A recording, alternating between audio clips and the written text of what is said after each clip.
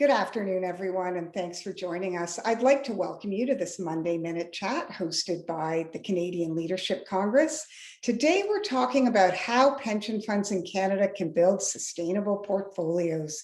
And to talk about it all, I'm here with Katharine Preston, Vice President, Sustainable Investing at OMERS, and Vishal Bane, who is Associate Portfolio Manager at AGF Investments. Welcome to you both.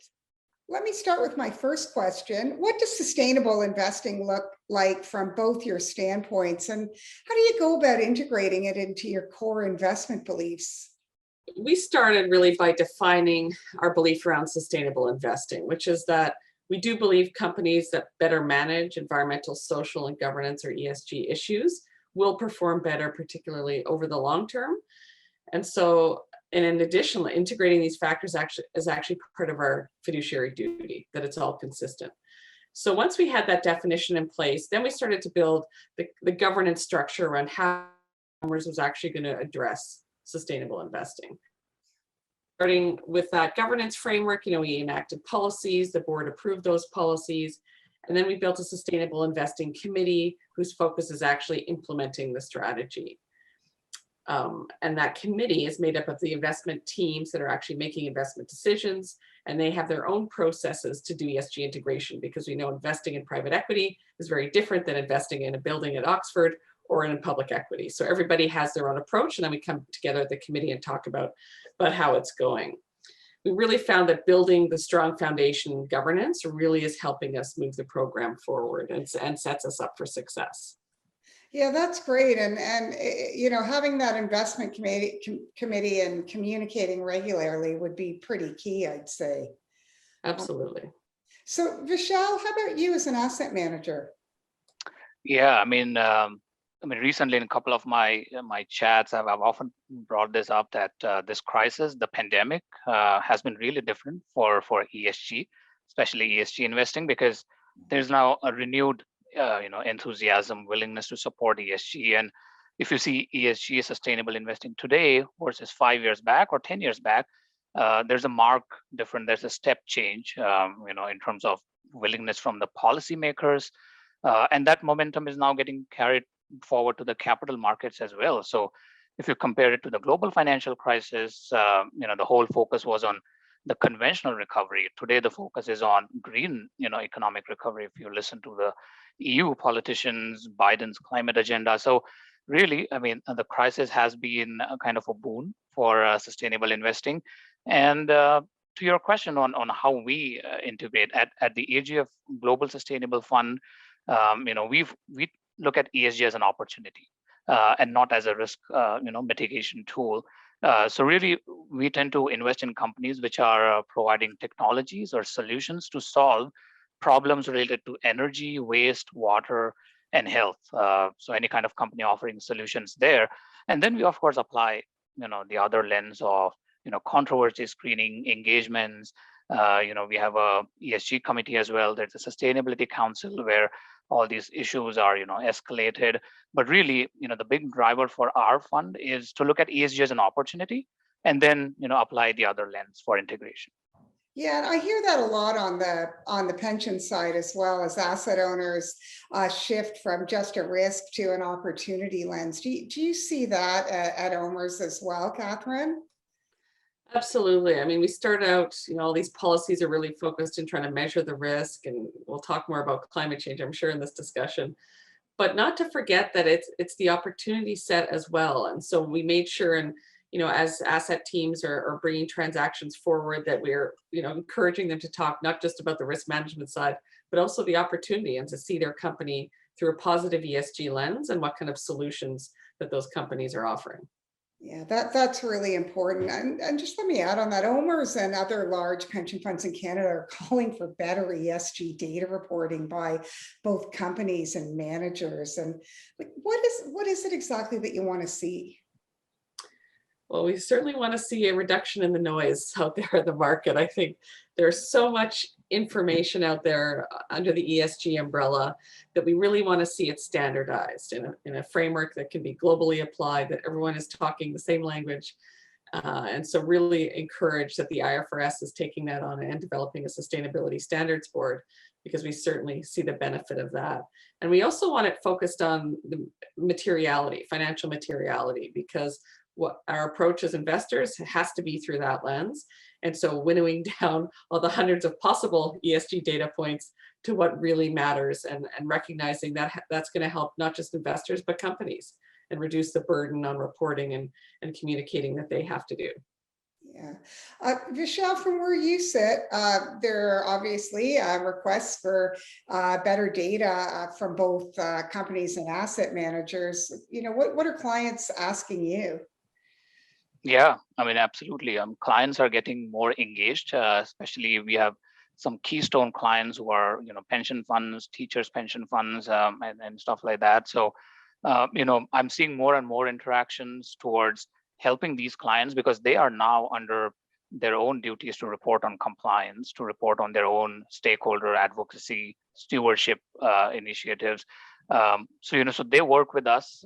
Just last year, we had a very detailed engagement call with our institutional client on, what kind of metrics we can share with them. I can totally, echo with Catherine's comments there. There's lack of standard data out there. So they were looking to us in terms of helping out, what kind of better metrics to report, how can we help in their engagement reports. And so that's more on the existing clients. Newer clients, the kind of request that we are seeing is there's increased focus on due diligence, especially the alignment with, the intentionality that you would see in sustainable investing. Because yeah, it's wrong to say, but ESG is also becoming like an asset gathering tool nowadays for a lot of fund managers. And newer clients, pension clients, they don't want to get trapped into that. So there's a lot of focus on what kind of team setup you have, what kind of processes you follow, what's the legacy of your fund, how robust are your engagement structures. So there's a lot of requests for that kind of a meeting, helping them up to speed on that. And then there are some newer disclosures that are coming. I'm sure you must have heard on the SFDR, Sustainable Finance Disclosure Requirement. A lot of clients, again, this is for them to safeguard, against this greenwashing, green label funds. They want to see what kind of funds are complying with these compliance requirements. These are high bars, right? The UK Stewardship Code. They go through all detailed questionnaires about, your investing philosophy, your engagement record, and stuff like that. So these are the broad buckets, I would say, where we are seeing more requests and more conversations happening. Yeah, I do. Greenwashing is a really interesting point that you bring up. How prevalent is that? Do you see a lot of that, Catherine? Greenwashing, is it something that you're kind of alive to in your job? Yeah, I think we're all thinking about it and how to identify it. And again, the more information we have, the better information we have, we can make that assessment. And I think, relying on third-party data providers for ESG data means we have to, there's so much information out there. They're helping us at least focus the conversation a little bit, but then our own internal teams are doing their own assessment to really trying to make sure they really understand what they're seeing. But I wouldn't say we don't have an allocation specifically to green or sustainable investments for that reason. I think it's really, we're focused on integration across the total fund. That way the same lens is applied to everything, and we're not stuck in a potential greenwashing investment asset. Yeah, I want to ask you both about this question of ESG integration. We talk to different pension funds all the time, different asset owners, and ESG integration right now seems to be something a lot of plans are struggling with at different sizes of assets under management. And what are the successful factors you see driving that? I mean, you've obviously been through this process, Catherine, and what are some of the biggest roadblocks?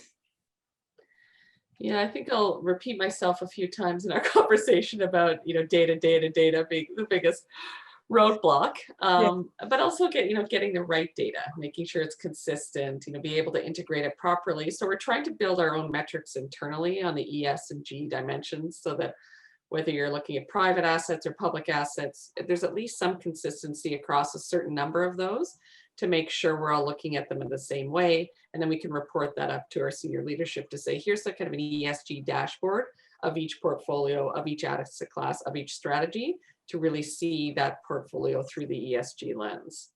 Yeah, Vishal, from where you sit as an asset manager, I mean, a lot of times, the larger asset managers are a little bit further ahead on the ESG integration front.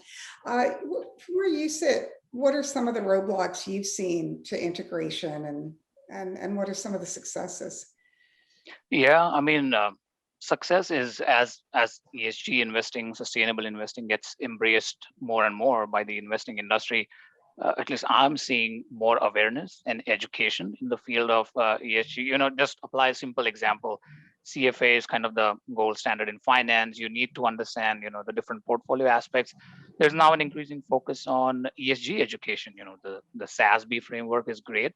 Katharine brought the point of materiality, and they have some amazing, templates and sector-specific tools to understand both the investors and the asset owners, the materiality of different sectors.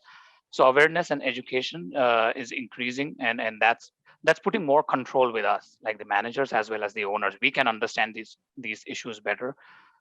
Regulation is also an interesting driver because some great initiatives are happening. EU taxonomy, for example, they are classifying what is green versus brown. So it just helps you understand the data a bit more, especially for a fund like ours, which invests in green technologies. That's a great solution to adopt. So regulation is definitely helping ESG integration efforts. And the roadblocks, again, coming back to Katharine's point, consistency of data is still not up to there. There are different standards. The standards differ regionally as well. North America might have a different standard of its own, EU on its own. So comparability, and the investment world, we like standardization. We are used to working with 10Ks, annual reports. That standardization is missing. But a bigger piece in the investing world that I'm seeing is, there's still that missing understanding for the long-term nature of sustainable investing. Climate change is a decade-long problem, and there can be a lot of short-termism sometimes. ESG investing, it's a lot of uncertainty. How can we reach to a low-carbon world? So that can lead to a lot of volatility, can lead to a lot of portfolio volatility, and can lead to a lot of short-termism. And we should be ready to, support that. And that can further ESG integration as well. So That's a really good point. I want to pick up on what you said about sort of short term versus the long term, because that's really critical. Some pension funds, Canadian pension funds, have been criticized for oil sands holdings lately, but I look at that and I think energy is a really big part of the Canadian economy, and it's pretty fundamental. So, do you think we as investors should turn away from Canadian energy altogether as part of a push for sustainable investing? Katharine, do you want to take us through that? Yeah, we certainly don't think that investing in the Canadian energy sector and sustainable investing are mutually exclusive, right? We know, recognize climate change is one of the biggest challenges we're going to face of our time. We know that it's already impacting the companies that we invest in. We know we're going to be transitioning towards a low carbon economy, and that there's real momentum behind achieving the Paris Agreement. But we also know this transition is going to take time. And the demand for oil and gas, we know from the International Energy Agency, is going to continue. So it's our role as a capital allocator to make sure we're selecting the companies that we invest in with that lens in mind. So are we investing in those companies that are actually preparing for the transition and that are going to be successful in that future? And then also, are we engaging with those companies in our portfolio where we may not have that active opportunity to make the active decision, say through an index? So how are we engaging with those companies? How are we talking to them about their commitments, whether it's net zero or some other target in the future? Because we know that there's the engineering and innovation talent within Canadian energy companies is very deep, and they will be part of the solution in getting Canada to meet our climate commitments. That's a really, really good point. Vishal, what does this look like from where you sit? Yeah, I mean, we by mandate, we are a fossil fuel free fund, so we don't typically invest in oil and gas. But I can definitely offer a different perspective here, and I can share some of the sentiments that Katharine makes here, because sitting on our desk, we are seeing these companies which are pivoting their business towards the transition or moving away from the fossil fuel to a cleaner alternative energy business. They are getting appreciated by the market, and there are some good examples out there. NextEra Energy in the US, has seen phenomenal re-rating. Ørsted Energy in the European region has seen similar investor support. So I think that's a positive sign for Canadian companies. To come to Katharine's point, there's a lot of talent there. There's a lot of history in delivering energy to the economy. So the real question is, from a portfolio angle, these companies are great for the portfolio in terms of the dividend that they pay. I was just reading a recent comment by Suncor Energy that they had some excess cash and they distributed it by way of dividends and buybacks and only allocated like 10% to a transition because they need ongoing support from shareholders. So that's kind of a dilemma there, right? For the shareholders, like, are you willing to sacrifice that dividend yield, or are you willing to digest this carbon intensity in the short term and support genuine, willing companies who are working towards this transition? So it's not a great answer from my side, but we are seeing companies are getting appreciated for this behavior. And I think that's a good sign, I would say. Yeah, thanks, Vishal, for that nuance and that example. I think that really breaks down the complexity of this issue. Katharine, I'm going to throw some numbers at you. Recently, OMERS announced it would cut carbon emissions in its portfolio by 20% by 2025 without too much surgery. What does that mean? Yeah, we're really proud to make this announcement earlier this year after a year of conducting our first carbon footprinting exercise, which, more numbers for you, involved adding up the carbon emissions of more than 1,800 investments across OMERS and Oxford and computing sort of some metrics to understand how carbon intensive those are. And once we did that exercise, said, okay, let's compare to some of our peers out there that report similarly. We felt like we looked okay, but our CIO said that's not enough. We need to be more ambitious and show everyone the direction we're going in. So let's commit to reducing that over time. And so determined the surgery wasn't required because we started engaging with our portfolio companies, particularly in infrastructure where the majority of the emission intensity lay, to say, what are those companies doing? What is their plan over the next 5 years from an emissions standpoint? And some of them have come out with their own net zero commitments. Some have interim and shorter term targets. So once we did the assessment of what our portfolio companies were doing on the one hand, and knowing the pace of capital allocation to less carbon intensive sectors that was going to be happening over the next 5 years across the plan, made us comfortable in knowing that we're actually already on that trajectory, and that committing to 20% would hopefully be achievable without asset sales, because we can't sell an asset to hit a carbon target. We have to focus on our fiduciary duty first. And so that's how we got comfortable with it.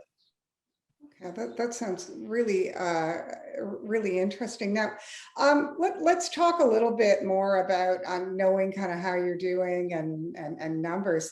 When it comes to indices, right, they can be pretty problematic when it comes to measuring ESG. How do you deal with that? Like, how useful are indices in helping solve some of these challenges, and do they need to evolve, Vishal? Yeah, I mean, there's a yes or a no answer. I mean, there's definitely some work going on towards Paris-aligned indices, climate-aligned benchmark. S&P is working.